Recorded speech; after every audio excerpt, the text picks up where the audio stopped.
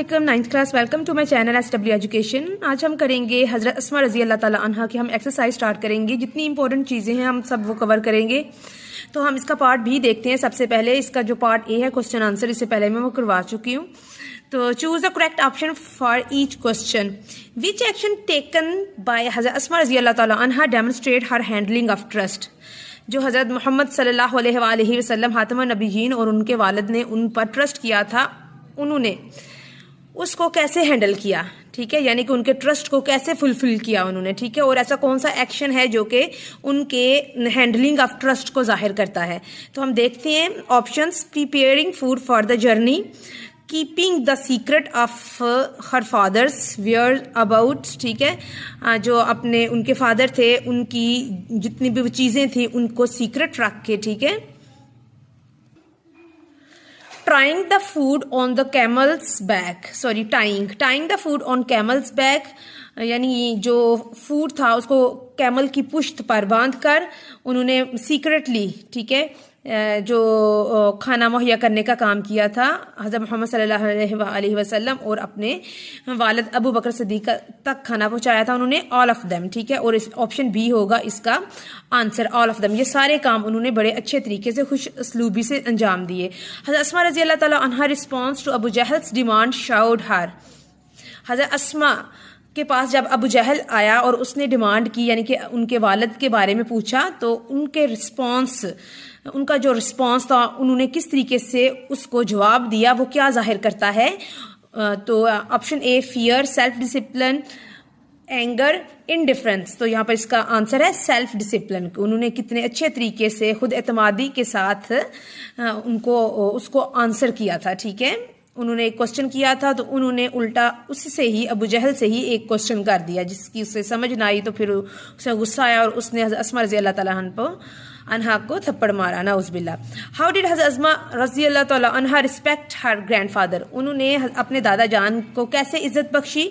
इसका option B है जी, by alleviating his concern with a creative solution, ठीक है।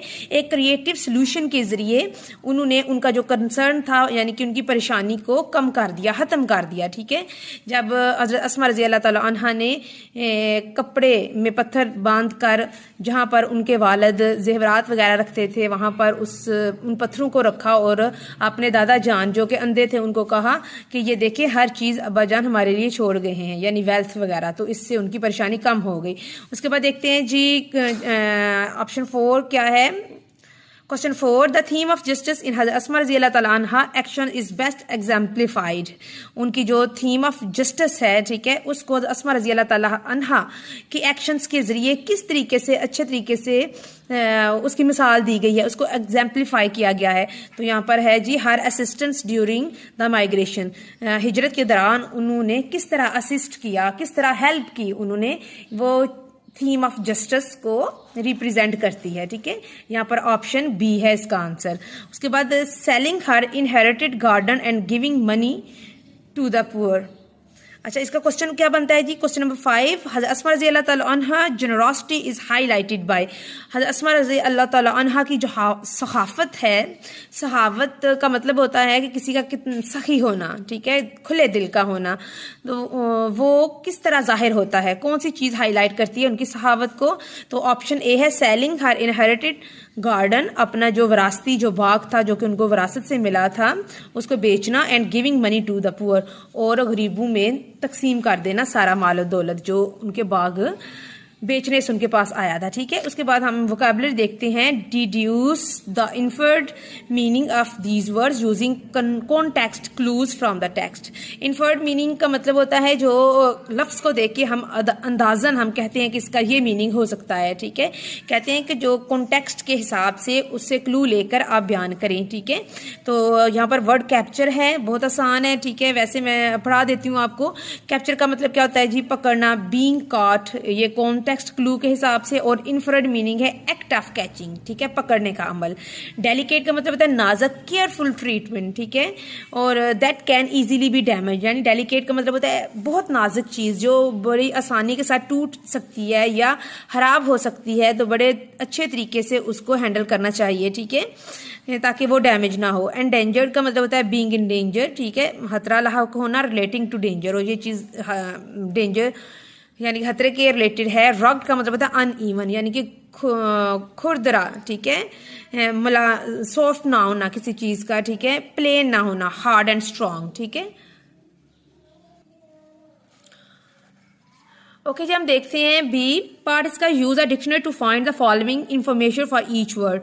एडवोकेसी का क्या मतलब होता है? एडवोकेसी का जो वर्ड है ये एडवोकेट से निकला। एडवोकेट तो आपने सुना ही होगा ना, वकील यानी कि वकालत करने वाला, ठीक है, किसी चीज किसी आइडिया को सपोर्ट करना और उसके हक में दलाइल देना, सपोर्ट एंड आइडिया, ठीक है। इससे लंबा इधर मैं लिख नहीं सकती थी, फिर भी जो क्या कहते हैं कि जितना शॉर्ट हो सकता था आपको समझाने के लिए वो मैंने इधर लिख दिया, ठीक है। प्रोनाउंसिएशन का मैंने आपको कहा था बच्चों कि अगर आपको फोनेटिक रिप्रेजेंटेशन इसको बोलते हैं या प्रोनाउंसिएशन देखते हैं, सीखना चाहते हैं, तो आप मुझे कमेंट करके बताएं, मैं इस पर अलग से एक वीडियो बनाऊंगी, ठीक है। इस टॉपिक को इस बुक के अलावा इसको अच्छे तरीके से बेसिक से लेकर एंड तक मैं आपको समझाऊंगी, फिर आप एक एक वर्ड को फोनेटिकली आप रिप्रेजेंट करने के काबिल होंगे। मैंने इधर नहीं लिखा, अगर मैं लिख भी दूंगी आपने देखा ही होगा ना, गाइड बुक पे की बुक्स पे लिखा हुआ है, लेकिन मुझे पता है कि आपको समझ नहीं आएगी। आप मुझे कमेंट करके बताएं, इंशाल्लाह मैं उस पर एक अलग से वीडियो बनाऊंगी, फिर आप किसी भी वर्ड को फोनेटिकली उसको प्रोनाउंस कर सकते हैं, उसको लिख सकते हैं सिंबल्स के जरिए, ठीक है। अच्छा, ये चीज़ इंपॉर्टेंट है, ठीक है, इसलिए मैंने इधर लिखी है। एडवोकेसी क्या है जी? एक्चुअली ये नाउन है, ठीक है, ये वर्ब नहीं है, एडजेक्टिव नहीं है, ये इस तरह के ऑप्शंस अब में आपको पूछा जा सकता है। एडवोकेसी लिखा होगा, नीचे नाउन एडवर्ब वर्ब लिखा होगा, आपने लिखना होगा ये एडवोकेसी क्या, एक नाउन है, ठीक है। और एटिमोलॉजी का क्या मतलब होता है कि ये जो वर्ड है ये कहाँ से निकला है, कहाँ से आया है, तो एडवोकेट मिडिल इंग्लिश जो है, यानी कि दरमियानी इंग्लिश, जो दरमियानी दौर था इंग्लिश का, ये एडवोकेटिया से ये वर्ड निकला है, ठीक है, क्रिएट हुआ है। उसके बाद देखते हैं कैटलिस्ट। कैटलिस्ट केमिस्ट्री वाले जानते हैं, कैटलिस्ट एक ऐसी चीज़ होती है जो कि किसी केमिकल रिएक्शन को तेज करती है, लेकिन खुद अपना उस केमिकल रिएक्शन में असर नहीं छोड़ती है। सब्सटेंस, एक सब्सटेंस होता है, ऐसा सब्सटेंस होता है जो किसी केमिकल रिएक्शन को स्पीड अप करता है, ठीक है। और ये क्या है जी? एक नाउन है, ठीक है। और कैटलाइसिस भी बोलते हैं, ठीक है, ये इसको इस वर्ड से ये निकला है कैटलिस्ट, ठीक है, और ये ओल्ड इंग्लिश है, ठीक है। उसके बाद एम्पावरमेंट का मतलब होता है गिविंग मोर कंट्रोल, किसी को मजीद पावर देना, किसी काम को करने के एनेबल करना, ठीक है, एम्पावरमेंट, ठीक है। और ये भी नाउन है, और ये क्या है? फॉर्म ऑफ एनपावर, एनपावर वर्ड से ये निकल आया जी, इसके एंड पे हमने लगा दिया सुफिक्स, ठीक है, तो ये निकल आया, ठीक है। उसके बाद क्या है जी? रेजिलियंस सॉरी, और इसको कहते हैं जी, इसका आंसर है रिकवरी। रेजिलियंस का मतलब होता है रिकवरी, ठीक है, यानी कि अगर कोई बंदा बीमार है तो उसमें इतनी पावर हो कि वो खुद को रिकवर कर पाए, ठीक है। और ये नाउन है, ठीक है, और रेजिलायर यानी लतीनी जुबान के लफ्ज़ से ये निकला है। और ये क्या है आगे? सब्सटेंशियल, ये इसका मतलब होता है इम्पोर्टेंट, ठीक है। और ये एक एडजेक्टिव है। एडजेक्टिव का मतलब क्या होता है? किसी चीज़ की खूबी या हामी बयान करना, सिफ्त बयान करना, ठीक है। और ये क्रिश्चियन लेटिन वर्ड है, ठीक है, और किससे निकला है? सब्सटेंशिया से ये निकला है, ठीक है। उसके बाद इसका सी पार्ट देखते हैं। Use a dictionary to find and write different word pattern for following words, ठीक है। बाउंटी, उसके बाद पहले देखें बेस वर्ड क्या है, उसके बाद नाउन फॉर्म्स, एडजेक्टिव फॉर्म्स और एडवर्ब फॉर्म्स। एक ही वर्ड है, उसकी मुख्तलिफ फॉर्म्स हम आगे देखते हैं। इस तरह के क्वेश्चंस आपको एमसीक्यूज में पूछे जा सकते हैं, ठीक है। बाउंटी, अच्छा, नाउन फॉर्म क्या है? बाउंटी है। उसके बाद बाउंटियस, ठीक है, बाउंटियस का क्या है जी? एडजेक्टिव है। और एडवर्ब फॉर्म क्या है? बाउंटियसली, ठीक है, बाउंटियसली। डिटरमाइन, इसका नाउन फॉर्म क्या है? डिटर्मिनेशन। उसके बाद एडजेक्टिव फॉर्म क्या है जी? डिटरमाइंड और डिटरमाइनिंगली, ठीक है। ये क्या एडवर्ब फॉर्म होगी। यहाँ पर एल वाई अगर क्लू दिमाग में रखना है तो आपने देख लें कि एल वाई जहाँ पर एंड पे लगा होगा वो क्या होगा? एडवर्ब होगा, जो कि वर्ब को मोटिफाई करता है, ठीक है। उसके बाद क्या? इन्फ्यूरिएट, इसका नाउन है। इन्फ्यूरिएशन यानी गुस्से में आना। इन्फ्यूरिएटिंग एडजेक्टिव है। और इन्फ्यूरिएटिंगली, ठीक है, ये क्या होगा? एक एडवर्ब होगा, ठीक है। उसके बाद प्रिपेयर, तैयार करना, प्रिपरेशन। प्रिपेयर्ड एडजेक्टिव हो गया, और प्रिपेयरिंगली, ठीक है, ये इसका एडवर्ब है। रिवॉर्ड, रिवॉर्ड इसका नाउन है, रिवॉर्डिंग इसका एडजेक्टिव और रिवॉर्डिंगली इसका क्या है जी, एडवर्ब है। एडवर्ब पता है ना आपको क्या होता है जी, जो वर्ब को मॉडिफाई करे, ठीक है। और एडजेक्टिव क्या है, जो करता है जी किसी नाउन को मजीद मॉडिफाई करता है, उसकी खूबी या हामी को बयान करता है। और ये हो गया जी नाउन, किसी चीज़, शख्स या किसी आइडिया का नाम हो सकता है, किसी प्लेस का नाम हो सकता है। ओके जी, अब देखते हैं जी इसका रीड द, ये वाला ए देखते हैं ग्रामर पार्ट का। Read the following passage carefully underline the verbs and identify there tenses. ठीक है, बहुत आसान है। ठीक है, जहाँ पर आपको टेंस नजर आए आपने उसको पॉइंट आउट करना है और बताना है कौन सा टेंस है। हज़रत अस्मा रज़ी अल्लाह ताला अन्हा courageously faced, face second form लगी है तो ये पास्ट इंडेफिनिट होगा। हमेशा पास्ट इंडेफिनिट यानी जो माजी मुतलिक होता है वहाँ पर सेकंड फॉर्म आती है। ठीक है, फेस्ड।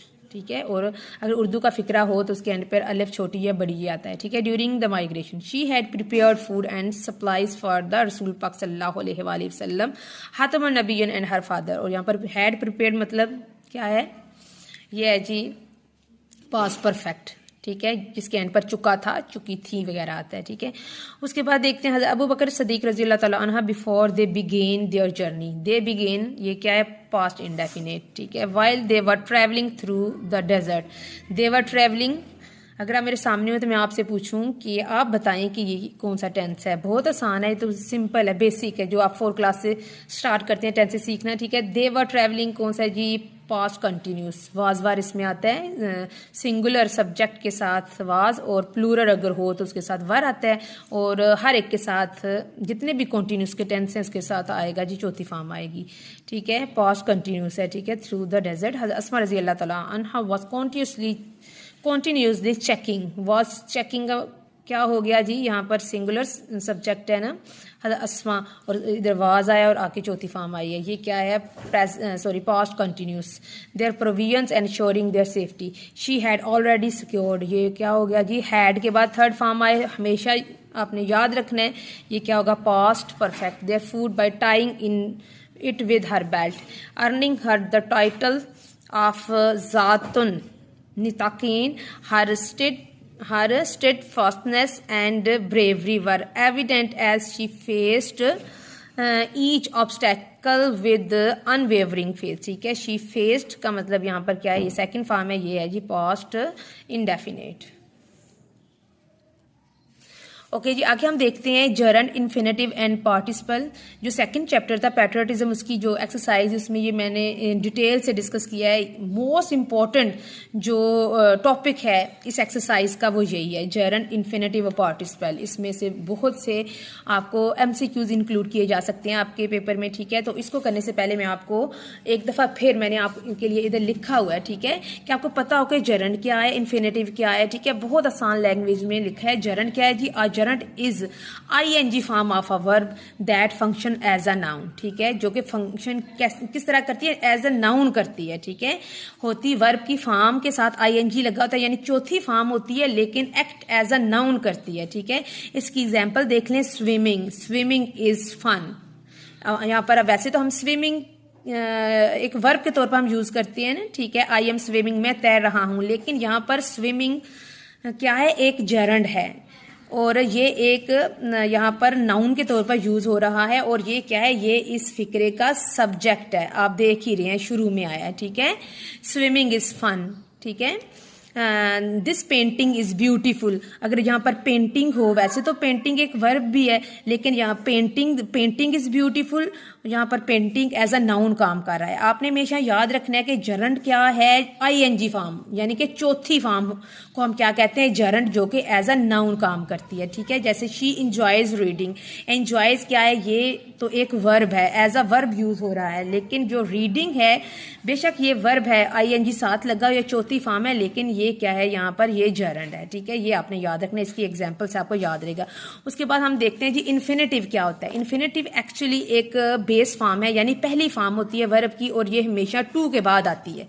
ठीक है, प्रोसीडेड बाय टू। ठीक है, प्रोसीडेड का मतलब आपने याद रखना है कि पहले आना किस चीज का, और फॉरवर्ड का मतलब होता है बाद में आना। ठीक है, and infinitive is the base form of verb preceded by to, यानी कि टू से पहले ये हमेशा आती है। ठीक है, ओके जी, इसकी एग्जांपल देखते हैं हम इन्फिनेटिव की। He wants to learn. देखा यहाँ पर जो टू के बाद लर्न है, पहली फॉर्म बेस फॉर्म है, ये क्या है, एक इन्फिनेटिव है।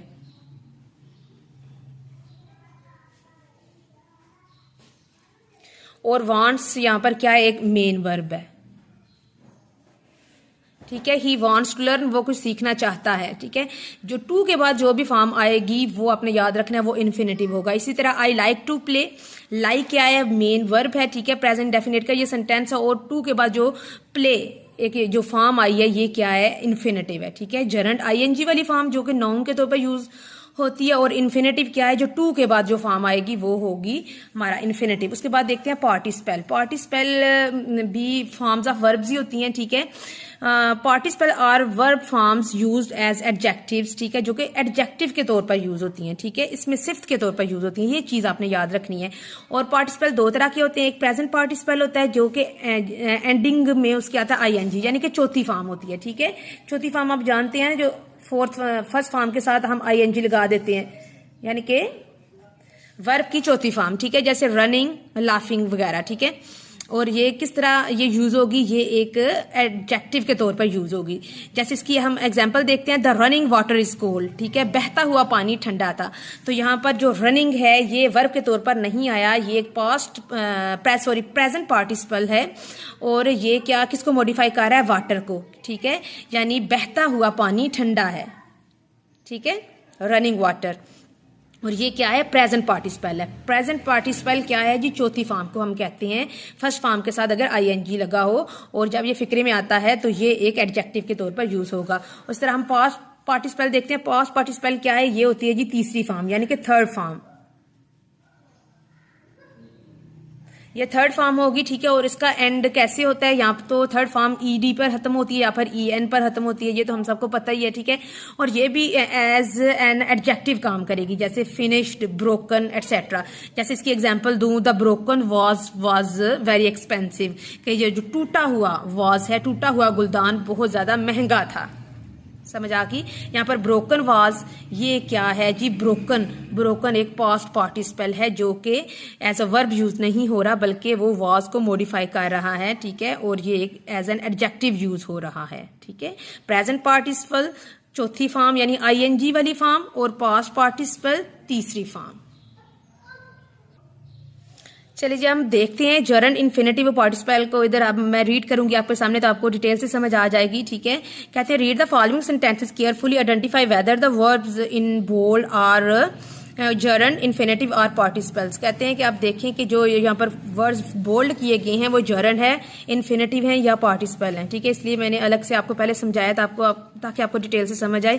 Preparing food for the journey was हज़रत अस्मा रजी अल्लाह ताला ऑन हर रिस्पॉन्सिबिलिटी। यहाँ पर जो प्रिपेयरिंग आया ये क्या है, एक जरंड। मैंने बोला है कि जो चौथी फॉर्म होती है वो क्या होती है, एक्चुअली जरंड ही होती है। ठीक है, क्योंकि ये मेन वर्ब के तौर पर यहाँ यूज नहीं हो रही। उसके बाद देखते हैं दूसरा, अस्मा रजी अल्लाह ताला अन्हा decided to support her family. ठीक है, डिसाइडेड तो मेन वर्ब है, टू के बाद जो फर्स्ट फॉर्म आई है वो क्या है, infinitive. Her family during the migration. Third है जी, she receive the title of जातुन नितकिन for tying the food with her belt. ठीक है, यहाँ पर फॉर टाइंग, टाइंग जो आया है वो ये क्या है, एक जरंड है। ठीक है, उसके बाद ऑनर्ड बाय हर फोर्सफुलनेस, द रसूल पाक सल्लल्लाहु अलैहि वसल्लम हातिमुन नबीयीन प्रेज्ड हर एक्शंस। ठीक है, यहाँ पर जो ऑनर्ड है ये थर्ड फॉर्म जो मैंने बताया ईडी पर जो एंड होती है। ठीक है, ये क्या है, पास्ट पार्टिसिपल है, ये यहाँ पर एज एन एडजेक्टिव यूज हो रहा है। ठीक है, उसके बाद अस्मा रजी अल्लाह ताला अन्हा continue to help the needy throughout her life. To के बाद जो फर्स्ट फॉर्म आती है वो इन्फिनेटिव होती है। आई होप अब आप समझ गए होंगे। अभी इसका लास्ट पार्ट हम देखते हैं। Complete the sentences with the correct forms gerund infinitive और participle of the verbs in parenthesis. तो फर्स्ट हम देखते हैं, अस्मा रजी अल्लाह ताला अन्हा was known for dash great care. यहाँ पर उन्होंने ये बेस फॉर्म लिखी हुई शो। तो आपने अब बताना है कि यहाँ पर क्या आएगा, तो यहाँ पर आएगा जी शोइंग। ठीक है, यहाँ पर शोइंग क्या है जी, शोइंग एक जरंड है। ठीक है, उसके बाद she helped her father bye preparing. यहाँ पर प्रिपेयर लिखा हुआ है तो हम किस तरह लिखेंगे, preparing supplies for the journey, ये एक जरंड है। रसूलुल्लाह सल्लल्लाहु अलैहि वसल्लम हातिमुन नबीयीन praised her for being resourcefulness. ठीक है, उसके बाद यहाँ पर बी की जगह यहाँ पर आएगा जी बीइंग आएगा, और ये भी एक जरंड ही है। उसके बाद फेसिंग मैनी चैलेंजेस, अस्मा रजी अल्लाह ताला अन्हा रिमेन स्टेडफास्ट इन हर फेथ, ये भी एक जरंड है, फर्स्ट फॉर्म के साथ आईएनजी लगा हुआ है, चौथी फॉर्म है। She chose dash away her inherited garden to the poor, तो यहाँ पर गिव है, तो यहाँ पर she chose to give, to के बाद अगर गिव आ गया है तो ये एक इन्फिनेटिव होगा। यहाँ पर ये एक्सरसाइज होती है एंड इंशाल्लाह हम नेक्स्ट करेंगे जो चैप्टर नंबर 5 है, डिटेल से करेंगे। पहले उसकी एक्सरसाइज करेंगे और उसके बाद उसकी लेके चलेंगे, उसकी ट्रांसलेशन करेंगे, उसके क्वेश्चन आंसर करेंगे और एक्सरसाइज एंड तक लेके चलूँगी उस चैप्टर को। वो न्यू चैप्टर है और बहुत ज़्यादा इंपॉर्टेंट है आपके लिए, ठीक है। तो अगर आप चैनल पर न्यू है तो प्लीज़ चैनल को सब्सक्राइब करें, लाइक करें, शेयर करें। थैंक यू, अल्लाह हाफिज़।